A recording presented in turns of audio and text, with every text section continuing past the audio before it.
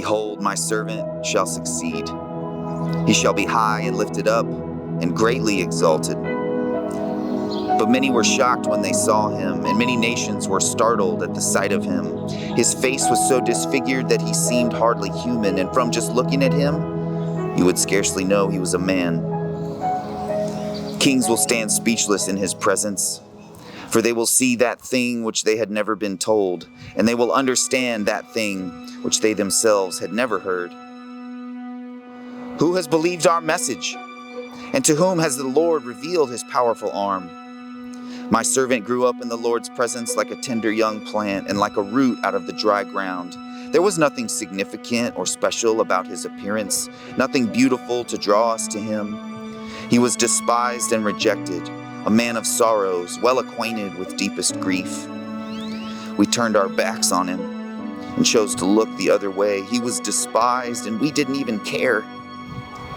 Yet it was our weaknesses that he carried. It was our pain that weighed him down. But we considered his torment to be from God, a punishment for his own sins.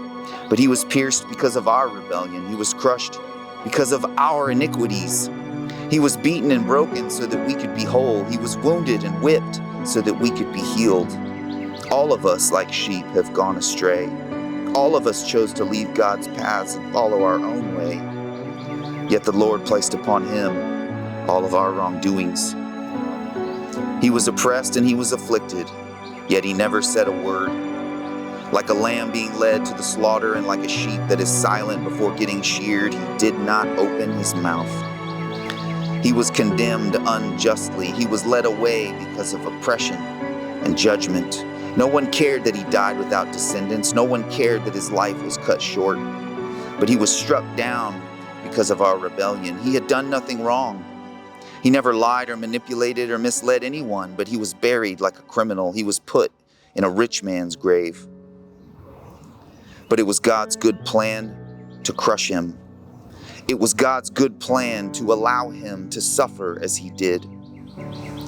Yet when his life is made an offering for sin, God will cause him to have many descendants. God will give him a long life, and God's good plan will prosper in his hands.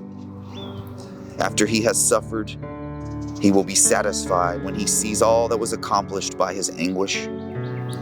Because of his experience, God's righteous servant will make it possible for many to be made righteous because he will bear all their sins. Therefore, I will bestow upon him the honors of a victorious soldier because he poured out his life unto death.